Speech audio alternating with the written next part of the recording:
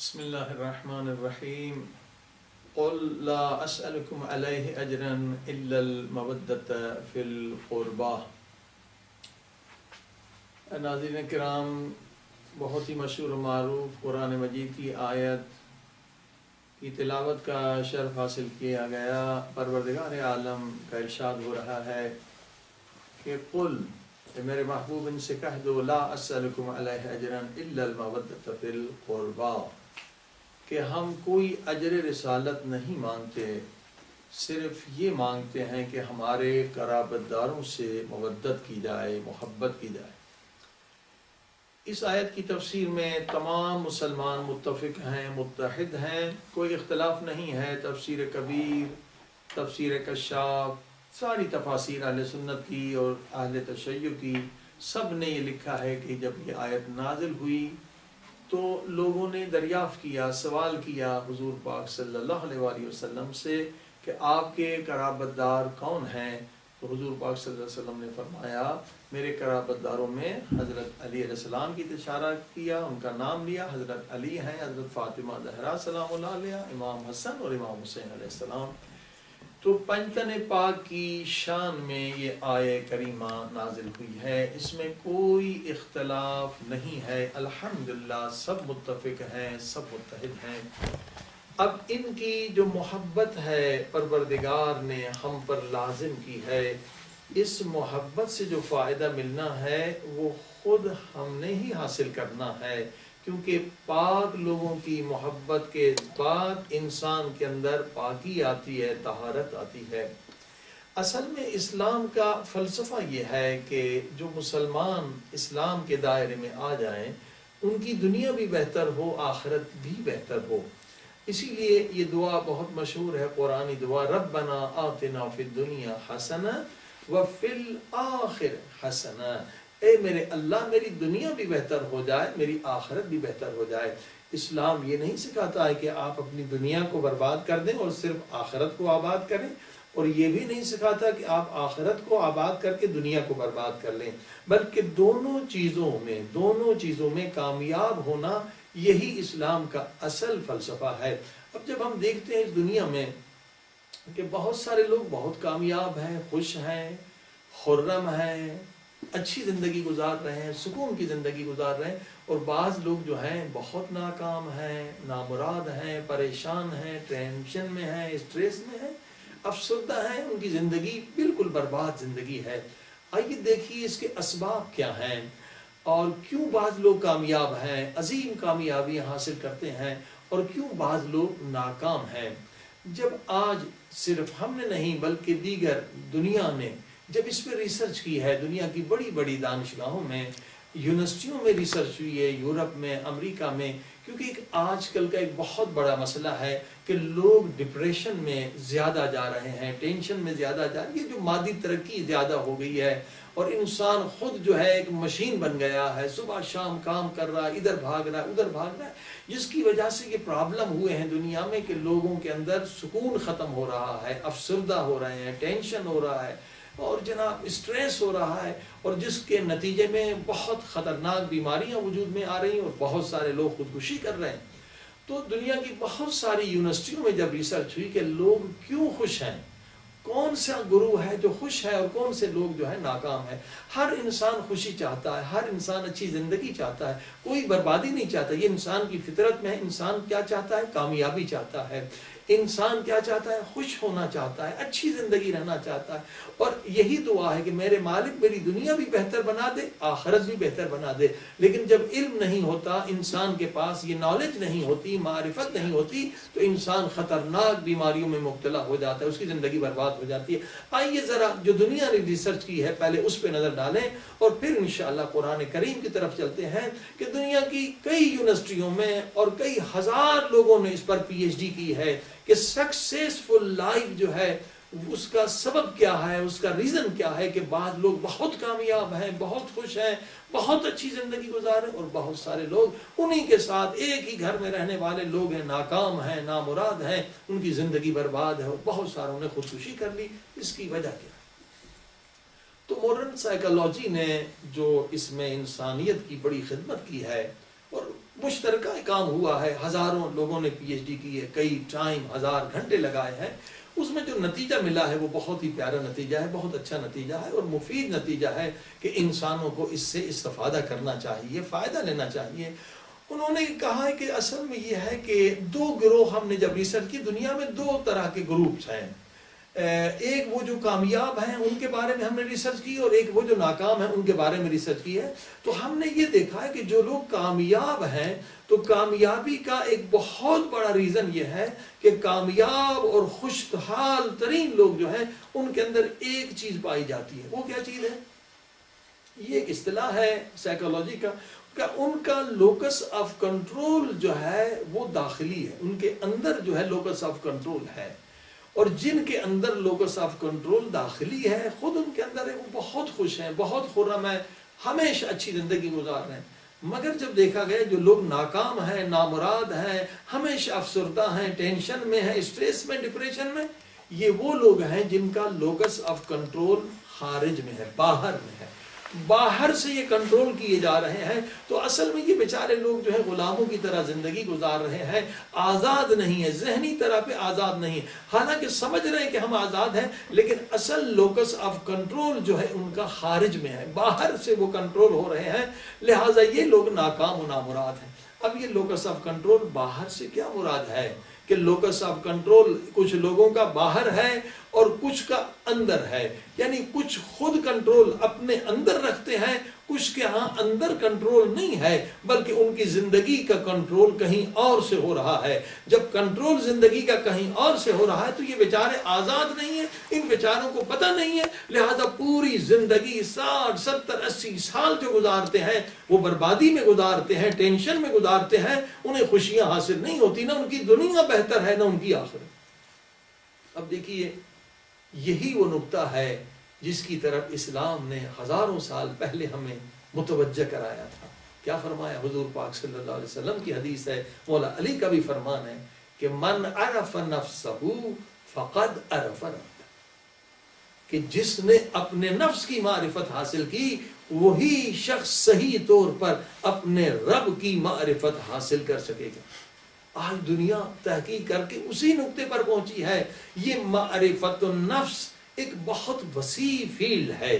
معرفت النفس کا ایک حصہ جو ہے یہ وہی اسلامک سائیکالوجی ہے، جسے اسلام نے بہت اچھے خوبصورت انداز سے بیان کیا ہے کہ انسان خود کو پہچان کے تیرے اندر کیا کچھ موجود ہے۔ کہیں ایسا تو نہیں کہ تو غلاموں کی طرح زندگی بسر کر رہا ہے۔ آج ماڈرن سائیکالوجی نے ہزاروں ریسرچ کے بعد یہ نتیجہ دیا کہ کچھ لوگ ظاہراً آزاد ہیں مگر غلام ہیں، کیونکہ لوکس آف کنٹرول جو ہے ان کا باہر سے ہو رہا ہے، کوئی اور انہیں کنٹرول کر رہا ہے۔ عزیزان گرامی، واقعاً یہ ایک عظیم الشان اسلام کی عظمت کو آج سمجھنے کا موقع ہے کہ کیوں کہا گیا کہ معرفت النفس اگر حاصل نہیں کی تمہاری زندگی برباد ہو جائے گی، تم خدا کی معرفت حاصل نہیں کر سکو گے۔ کہ 60 70 سال لوگوں کی زندگی غلامی میں گزر جاتی، بیچاروں کو پتہ ہی نہیں ہے۔ وہ جناب ماہر نفسیات کے ہاں جا رہے ہیں، بیماریوں میں مبتلا ہو رہے ہیں، برباد ہو رہے ہیں، کیونکہ لوکس آف کنٹرول کرنے والی کوئی اور طاقت ہے جو ان پہ کنٹرول کر رہی ہے۔ واقعاً اگر اس بحث کو ہم سمجھ لیں ہم اپنی زندگی میں خوشیاں لا سکتے ہیں، اگر اس بحث کو ہم سمجھ لیں ہم حقیقی کامیابیاں حاصل کر سکتے ہیں کہ لوکس آف کنٹرول کرنے والی طاقت ہمارے اندر ہونی چاہیے نہ کہ باہر۔ اب ہر انسان یہ سمجھ رہا ہے کہ جناب میرا کنٹرول میری زندگی پر میرا ہی کنٹرول ہے، کوئی دوسرا خارج سے مجھ پر کنٹرول کرنے والا نہیں ہے، میں غلام نہیں ہوں، میں آزاد ہوں۔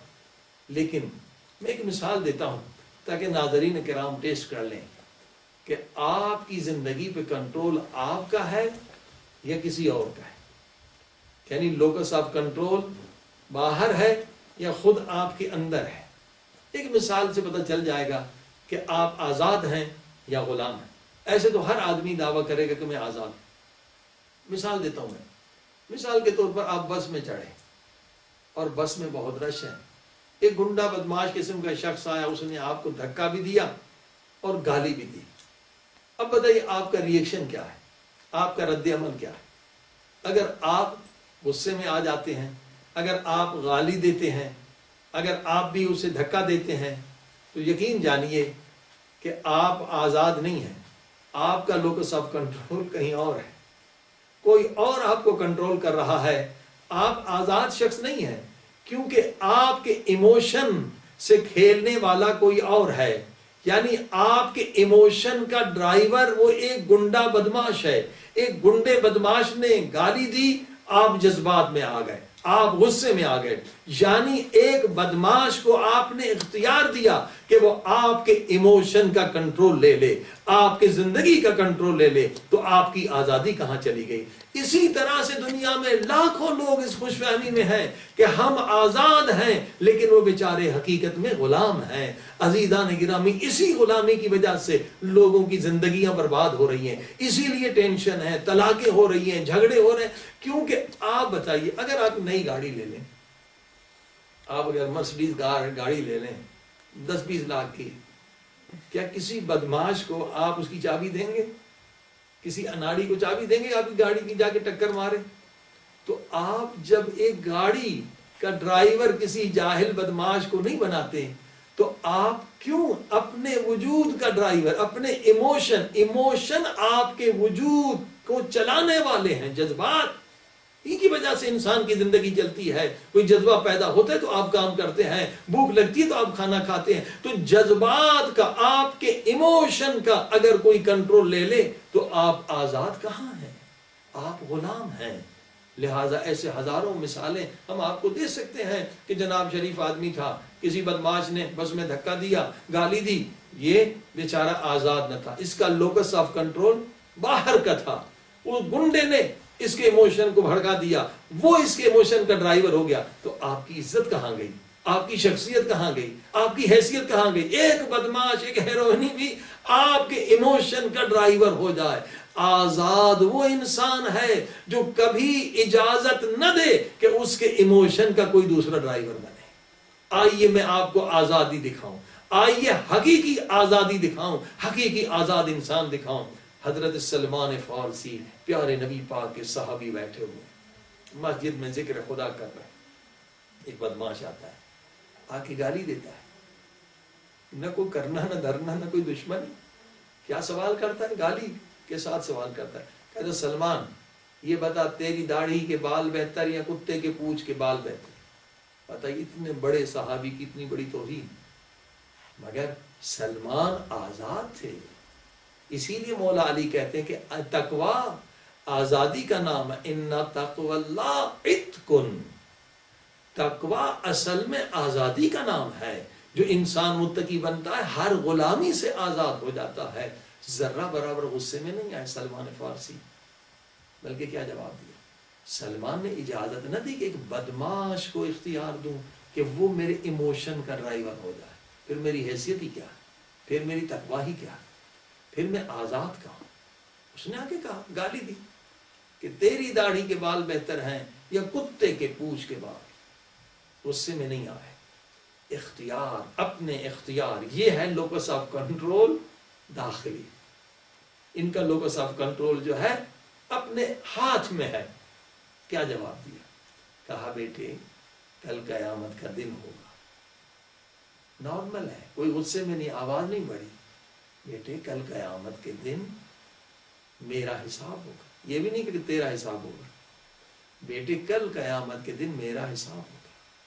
اگر میرے نیک اعمال میرے گناہوں سے زیادہ ہو گئے تو میرے داڑھی کے بال کتے کے پونچھ کے بال سے بہتر ہے، اور اگر میرے بیٹے میرے گناہ زیادہ ہو گئے اور میرے نیک اعمال کم ہو گئے تو پھر کتے کے پونچھ کے بال میری داڑھی سے بہتر ہیں۔ اللہ اکبر! اب آپ نے دیکھا کتنا کنٹرول ہے۔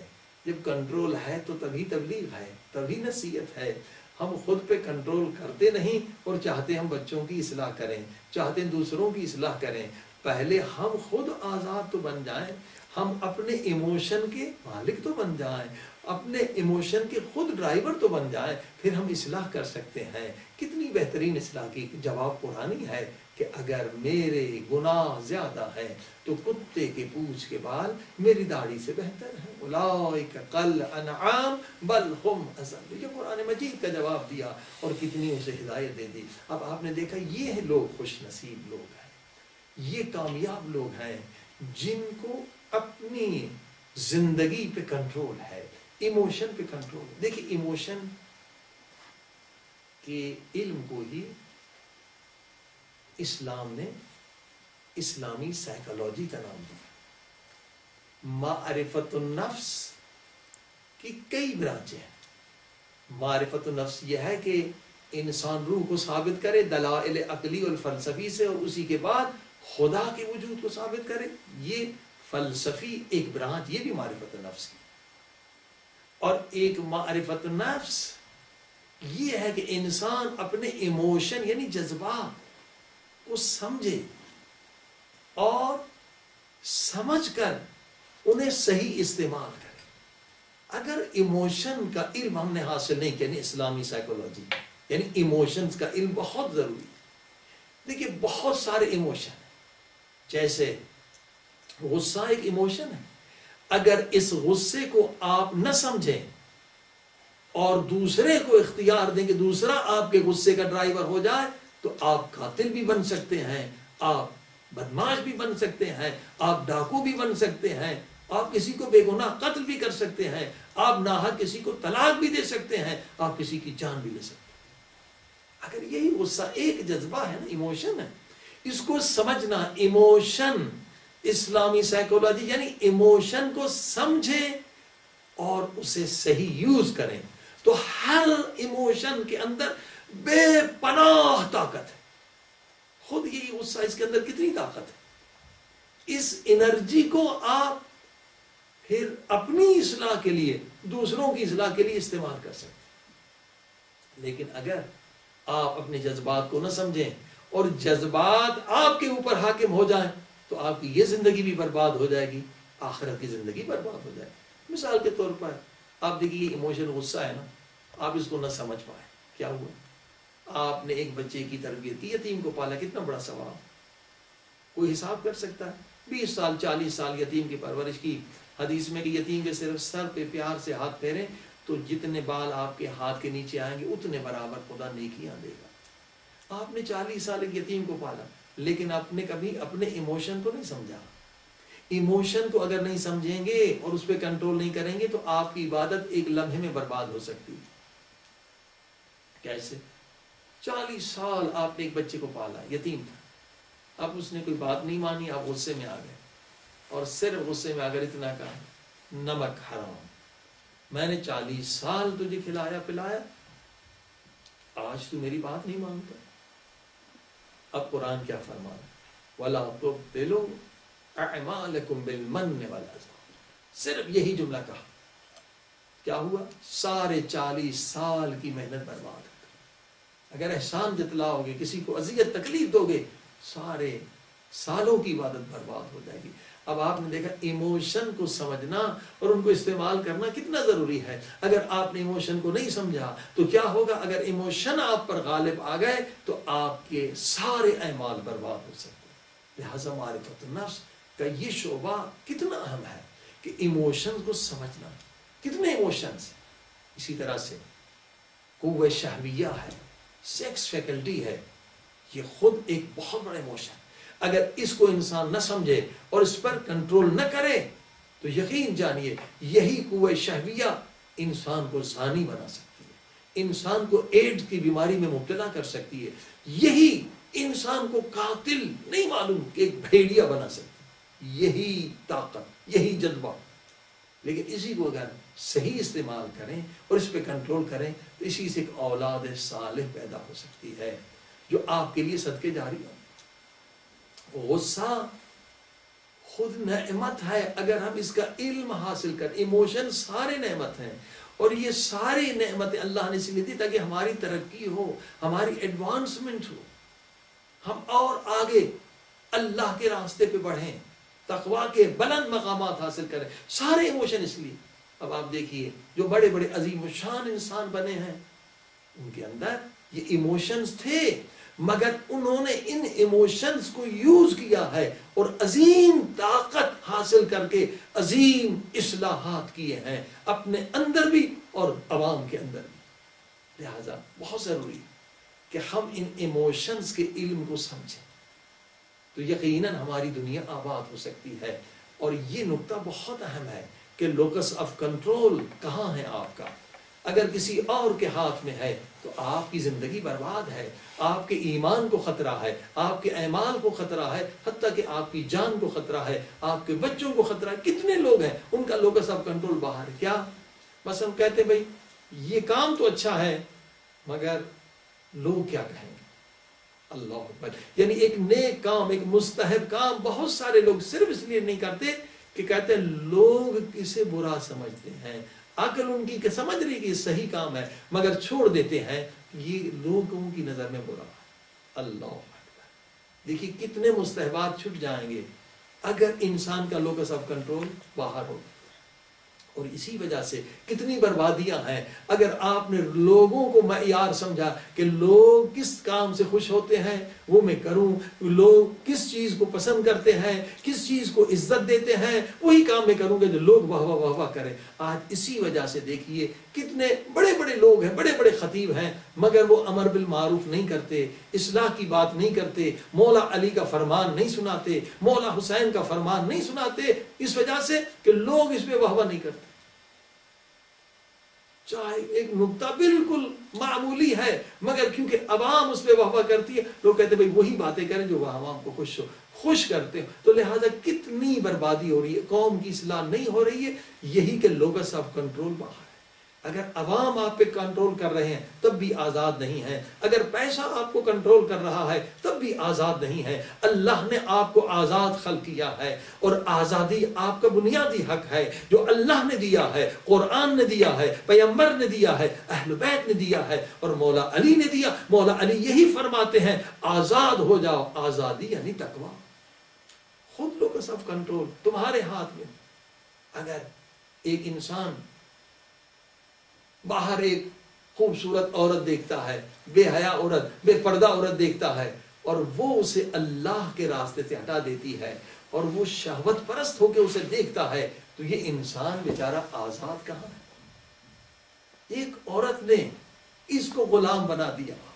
اگر ایک انسان کو آفر ملتی ہے گندی فلم دیکھنے کی، ایک گندی شیطانی فلم دیکھنے چلا جاتا ہے تو اس پہ کنٹرول کرنے والا کون ہے؟ وہ فلم اس پہ کنٹرول کر رہی ہے، وہ آزاد نہیں. اللہ اکبر.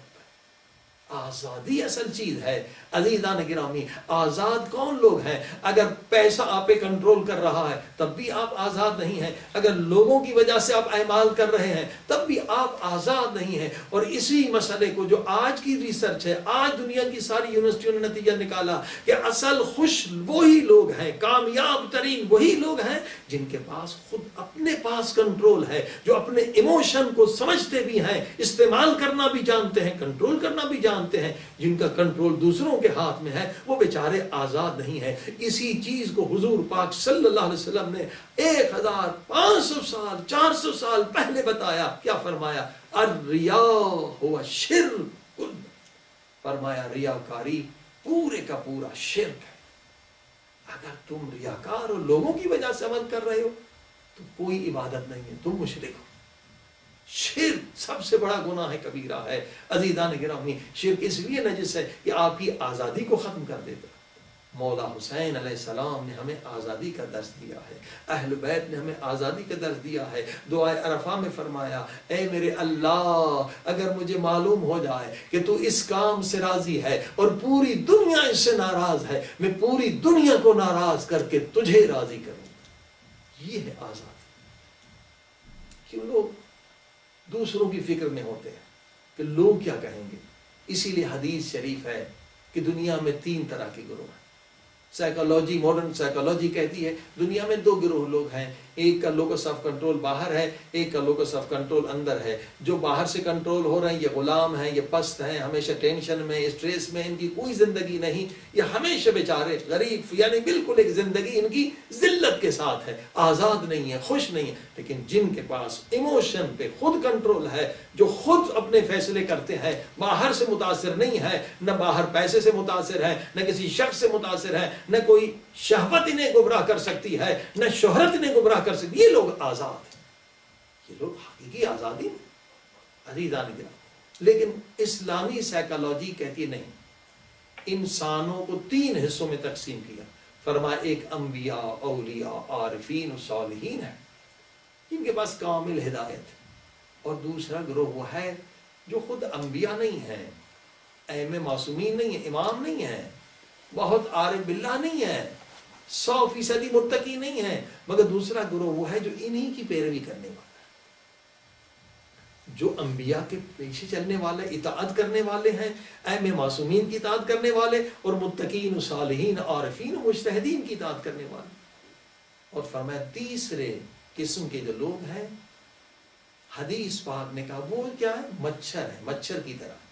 ان کی کوئی اپنی عقل نہیں، وہ بہت ضعیف ہے، وہ بہت ذلیل ہے، وہ بہت حقیر و پست ہے، ان کی کوئی حیثیت نہیں ہے. وہ مچھر، قرآن نے، حدیث نے کہا مچھر کی مانند ہے. اگر مشرق سے ہوا چلی مغرب کی طرف چلے جائیں گے، مغرب سے ہوا چلی مشرق کی طرف ادھر چلے جائیں گے. ان کی کوئی اپنی عقل نہیں ہے. مثلا دیکھتے نہیں ہے، جو فیشن بازار میں آ گیا وہ وہی کرنا شروع کر دے. اور یہ فیشن بنانے والے بھی خوب بیوقوف بناتے ہیں کہ ہر 6 مہینے 1 سال 8 مہینے کے بعد پھر وہی چیز لے آتے اور پھر لوگوں کو لوٹتے ہیں. انسان عاقل وہ ہے کہ دوسروں کو دیکھ کر کوئی چیز نہ کرے، پہلے سوچے. جو بھی عمل آپ کریں، اگر آپ چاہتے کنٹرول آپ کے پاس ہو آپ کے ایموشنز کا، ہر عمل کرنے سے پہلے بار بار سوچے کہ یہ جو میں عمل کر رہا ہوں، یہ جو میں کام کر رہا ہوں، یہ جو میں لباس پہن رہا ہوں، یہ جو میں فیشن قبول کر رہا ہوں، آیا قرآن نے اجازت دی ہے؟ قرآن عقل کل ہے. آیا پیارے پاک نبی نے ایسا کام کیا ہے؟ اگر خواتین ہیں تو دیکھیں بھی فاطمہ زہرا سلام اللہ علیہا نے یہ کام کیا ہے، مولا علی نے کیا، تو بسم اللہ. اور اس کے بعد اپنے عقل سے بھی سوچیں یہ کام عقل کے مطابق ہے. یقیناً قرآن عقل ہے، حدیث عقل ہے، پیغمبر عقل کل ہے. سب سے پہلے حضور پاک کو خدا نے خلق کیا، اسی لیے کہ اول ما خلق اللہ العقل، اول ما خلق اللہ نوری. عقل نور یہ ایک ہی حقیقت ہے. تو انسان اس کے بعد وہ عمل انجام. لیکن ہوتا یہ ہے کہ جن کا لوگ جو مچھر کی طرح ہے، جو فیشن آ جاتا ہے ٹی وی سے، ڈرامے سے، انڈیا سے، یورپ سے، بغیر سوچے سمجھے اس کو نادان انجام دیتے. اور یہی لوگ ہیں، حدیث میں یہی لوگ ہیں جنہوں نے انبیاء کے مشن کو سب سے زیادہ نقصان پہنچا. یہی بے وقوف ہیں جو مچھر ہیں، سوچتے نہیں ہیں یہ کام میں کیوں کر رہا ہوں. بھائی ٹی وی پر کسی مشہور آدمی نے دیکھا، مشہور ایکٹر نے شروع کر دیا، کسی ڈرامے میں لباس آ گیا، اپنے اسی طرح سے فیشن پھیلتے جا رہے ہیں. کبھی اپنے عقل سے نہیں سوچتے کہ یہ جو میں کام کر رہا ہوں کس کی پیروی کر رہا ہوں. یہی مچھر لوگ ہیں، یہی اسلام کو نقصان پہنچانے والے، دین کو نقصان پہنچانے والے، مشن اہل بیت کو، مشن قرآن کو نقصان پہنچانے والے لوگ جو سوچتے نہیں ہیں، بس دوسروں کو دیکھ کے کام کرتے ہیں. اب آپ دیکھیے حتیٰ کہ اپنی جان کو بھی نقصان کرتے ہیں یہ فیشن لوگ، یہ جاہل مچھر کی طرح لوگ. اب امریکہ میں کوئی بڑی مشہور کوئی ایکٹر بوڑھی ہو گئی، تو بوڑھے ہونے کے بعد آپ کو پتا ہے کہ یہاں کے بال گر جاتے ہیں، آبرو جو ہے یہاں کے اوپر بال گر جاتے ہیں. اس نے کچھ اس طرح سے ایک لکیر لگا لی کہ بھائی یہ میرے بال تو نہیں ابھی نکیر ہو. اب اس کو دیکھا کہ مشہور ایکٹر تھی جن کو اللہ نے بال دیے تھے، انہوں نے بال نکالنے عورتوں میں شروع کر دی. حالانکہ بال نکالنے سے کئی بیماریاں بھی ہو سکتی ہیں، انہیں آنکھ کا کینسر بھی ہو سکتا ہے. یعنی آنکھ سب سے نازک ہے، لیکن دیکھیے فیشن کرنے والے کتنے جاہل ہیں، کتنے نادان ہیں، چاہے خواتین ہو مرد، کہ آنکھوں کے بال جا کے نکلواتے ہیں. اللہ، حالانکہ اس بیچاری کی تو مجبوری تھی کہ اس کے بال گر گئے تھے، اس نے ایک لکیر لگا کے، اور یہ سارے مچھر جو ہیں اس کے پیچھے لگے. یہی لوگ ہیں جو بغیر سوچے سمجھے کام کرتے ہیں. پہلے یہ دیکھیں یہ کام بی بی فاطمہ زہرا سلام اللہ علیہا نے کیا ہے. اب بے حجابی کیوں ہے؟ یہی انہی ایکٹریس ہیں، ان کی پیروی کر رہے ہیں، گندے لوگوں کی پیروی کر رہے ہیں. اہل بیت کو چھوڑ کر قُلْ لَا أَسْأَلُكُمْ عَلَيْهِ أَجْرًا إِلَّا الْمَوَدَّةَ فِي الْقُرْبَى کا مقصد یہ ہے کہ ہم اہل بیت کی پیروی کریں، ہم ان کی اطاعت کریں، اور عزیزان کرام ان مجالس کا مقصد یہ ہے کہ صرف یہ نہیں کہ امام حسین کے غم میں رو کے چلے جائیں، بلکہ امام حسین کے اعمال، ہمارے اعمال امام حسین کے فرامین کے مطابق ہو۔ آئیے چند جملے مصائب کے عرض کریں کہ امام حسین علیہ السلام نے کتنی عظیم الشان قربانی دی تاکہ ہمارے کردار نورانی ہو جائیں، ہمارے اخلاق نورانی ہو جائیں۔ اللہم صلی علی محمد وآل محمد وعجل فرجهم۔ اے خدا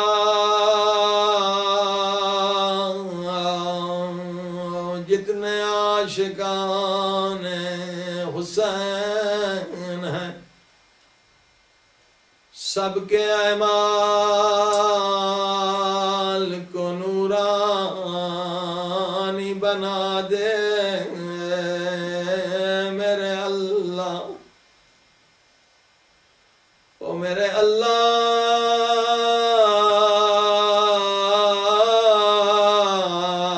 تجھے واسطہ اس لحظے کا جب مولا حسین